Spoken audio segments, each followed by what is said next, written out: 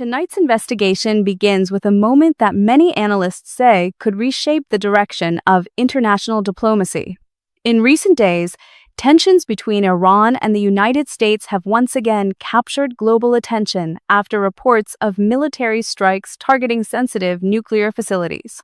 What followed was a powerful response from Iranian officials, raising serious accusations about violations of international law, sovereignty, and the future of diplomacy itself.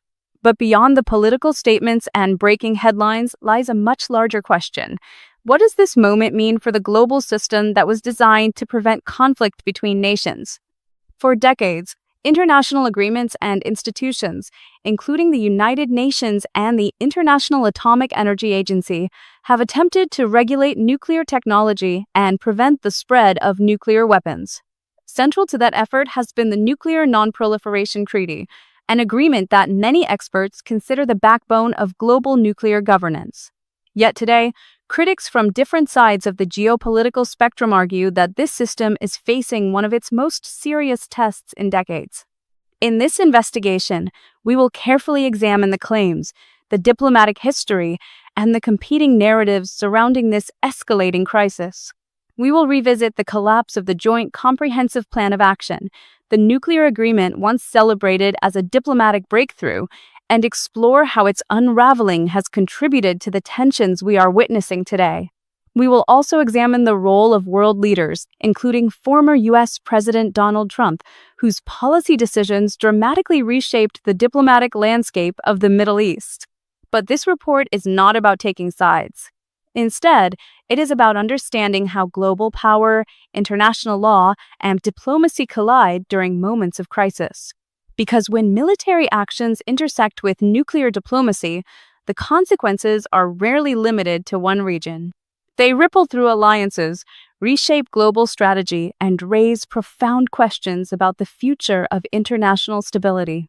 So tonight, we step back from the noise of headlines and political rhetoric to ask a deeper question. Are the rules of international order still strong enough to prevent escalation? Or are we witnessing the gradual erosion of the system designed to keep the world safe? Stay with us as we examine the facts, the context, and the unanswered questions behind one of the most consequential geopolitical confrontations unfolding today. As we reach the end of this investigation, one thing becomes clear. Moments like these are rarely defined by a single speech, a single strike, or a single political decision. Instead, they represent chapters in a much larger global story, a story about the balance between power and diplomacy, between military force and international law. Tonight, as this press conference comes to a close, the statements we have heard raise questions that reach far beyond a single country, a single strike, or even a single conflict. They touch on something deeper, the fragile architecture that governs international order. When leaders speak of attacks on facilities, they are not only discussing physical damage. They are describing what they believe to be damage to trust, to diplomacy, and to the systems that were built after the tragedies of the 20th century to prevent global conflict. Throughout modern history, moments like these have often marked turning points, moments when the world is forced to ask whether the rules that guide international behavior are still being respected, or whether power alone is beginning to dictate outcomes. For decades, international diplomacy surrounding nuclear programs has been governed largely through frameworks, such as the International Atomic Energy Agency and the treaty known as the Nuclear Non-Proliferation Treaty. These institutions were designed to create transparency, verification, and confidence among nations pursuing civilian nuclear technology while preventing the spread of nuclear weapons. Yet as tensions escalate and accusations multiply, critics on all sides argue that these systems are being tested in ways they were never designed to handle. Some governments claim the system is being ignored. Others argue it is being manipulated. And still others say it remains the only framework capable of preventing a far more dangerous future. At the center of this crisis lies a deeper dispute over diplomacy itself. Years of negotiations once produced the agreement widely known as the Joint Comprehensive Plan of Action, an international deal intended to limit nuclear development in exchange for sanctions relief and economic engagement. When that agreement was signed, many world leaders described it as one of the most significant diplomatic breakthroughs in recent decades. Yet the deal also became one of the most controversial agreements in modern foreign policy. When the United States under Donald Trump withdrew from the agreement, it triggered a chain of reactions that continues to shape the current geopolitical landscape. What we are witnessing today is therefore not an isolated confrontation. It is the continuation of a long-running dispute about trust, enforcement, and the limits of international agreements. Each side tells a different story about what happened and why. Some argue that security threats justify decisive action. Others argue that unilateral force undermines the very legal frameworks that were created to prevent war. Between these competing narratives lies a complex web of diplomacy, intelligence assessments, political pressure, and regional rivalry. At the heart of the debate is the role of the United Nations and particularly its most powerful body, the United Nations Security Council. These institutions were established after World War II to serve as the guardians of international peace and collective security. Their authority rests on the idea that disputes between nations should be addressed through diplomacy, negotiation, and international law rather than through unilateral military action. Yet critics often point out that the same powers responsible for enforcing these rules are also among the world's most powerful military states, creating tensions between principle and political reality. In times of crisis, these contradictions become impossible to ignore. When military operations occur between states, questions immediately arise about sovereignty, proportionality, and legality. Governments invoke self-defense. Opponents accuse them of aggression. Analysts debate the intelligence behind each decision. Meanwhile, ordinary citizens across the world watch events unfold through television screens, social media feeds, and headlines that often simplify extremely complex geopolitical realities. Another dimension of the crisis is the broader regional balance of power. The Middle East has long been shaped by overlapping rivalries involving regional powers, global alliances, and ideological divisions. In this environment, actions taken by one country rarely affect only one country. They ripple across alliances, influence diplomatic relationships, and sometimes trigger reactions far beyond the original battlefield. That is why every military escalation raises fears of wider conflict. Countries such as Russia, China, Turkey, and several Gulf states have repeatedly called for diplomatic solutions during periods of tension in the region. Each of these nations brings its own strategic interests, alliances, and concerns to the table. Some emphasize stability in energy markets. Others focus on regional security balances. Still others see opportunities to increase diplomatic influence by acting as mediators. The involvement of these global actors means that even localized confrontations can quickly take on international significance. One of the most difficult questions raised by the current crisis is whether diplomacy can survive after military escalation. History offers mixed answers. In some cases, wars have eventually forced adversaries back to the negotiating table. In others, military confrontation has hardened positions and made compromise politically impossible for years. Diplomacy requires trust, and once that trust is broken, rebuilding it can take generations. For many observers, the most concerning aspect of the situation is the risk of miscalculation. Military actions, especially those involving sensitive infrastructure or strategic capabilities, can easily trigger responses that neither side initially intended. Analysts often warn that escalation rarely follows a predictable script. One strike leads to retaliation, retaliation leads to counter-retaliation, and before long, regional crises can spiral into much larger confrontations.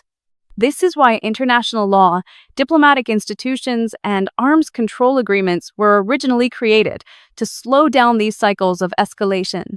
Whether those mechanisms still have the power to restrain global tensions remains one of the defining questions of our time. Some experts believe that the system is under severe strain but still functioning. Others argue that it is being steadily eroded by geopolitical competition between major powers. The debate also extends beyond governments and diplomats. Around the world, civil society organizations, academic institutions, and independent analysts continue to examine the implications of military escalation for global security. They study treaty obligations, intelligence claims, and strategic doctrines in an effort to understand how international norms are evolving.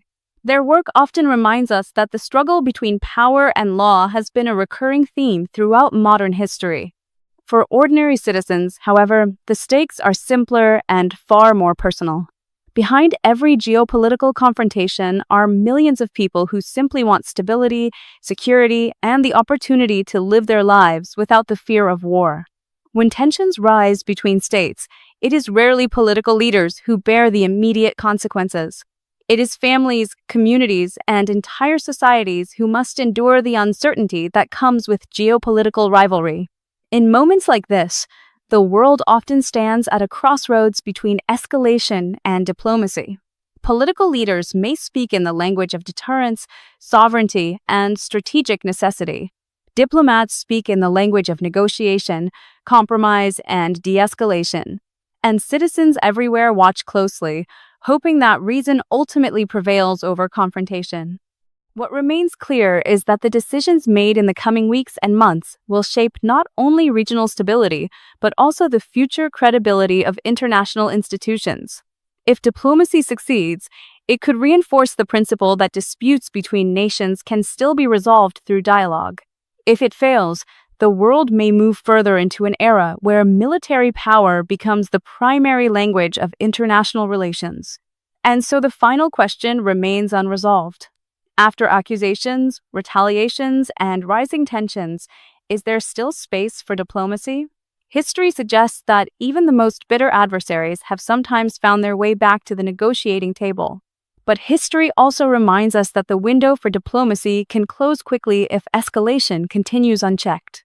As the world watches these developments unfold, one truth remains constant.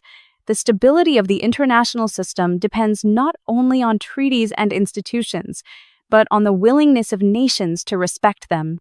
Whether the coming chapter will be defined by confrontation or cooperation is a decision that ultimately rests in the hands of leaders and in the pressures placed upon them by the global community. For now, the questions raised in this press conference remain part of a larger, unfinished story, a story about power, diplomacy, and the uncertain future of the international order. And as always in moments like these, the world continues to watch, waiting to see whether dialogue will prevail over division and whether the fragile rules that govern our shared planet can endure another test. Throughout this report, we have heard strong accusations, diplomatic arguments, and warnings about the future of the global nuclear order. Some leaders insist that security threats justify decisive action. Others warn that such actions risk undermining the very institutions designed to prevent war. In between these positions lies a complicated reality shaped by geopolitics, strategic interests, and decades of unresolved tensions. The institutions at the center of this debate, including the United Nations Security Council and the International Atomic Energy Agency, were created to manage precisely these kinds of crises. Yet as global rivalries intensify, their ability to maintain consensus among powerful nations is increasingly being tested. History reminds us that international stability often hangs in delicate balance during moments like this. Escalation can move quickly, sometimes faster than diplomacy can respond. But history also shows that even the most dangerous confrontations have, at times, been diffused through negotiation, dialogue, and international pressure. For millions of people around the world, these geopolitical struggles are not abstract debates. They carry real implications for peace, security, and economic stability. The decisions made by governments today will influence not only regional dynamics in the Middle East, but also the credibility of international agreements that affect the entire world. Whether diplomacy will regain momentum or tensions will continue to rise remains uncertain. What is certain is that the choices made in the coming months will help shape the future of global nuclear governance and international cooperation. If you found this investigation valuable and want to see more fact-based, in-depth analysis of global events, consider supporting independent journalism by liking this video, sharing it with others, and subscribing to the channel. Your engagement helps us continue exploring complex international issues with context, evidence, and careful investigation.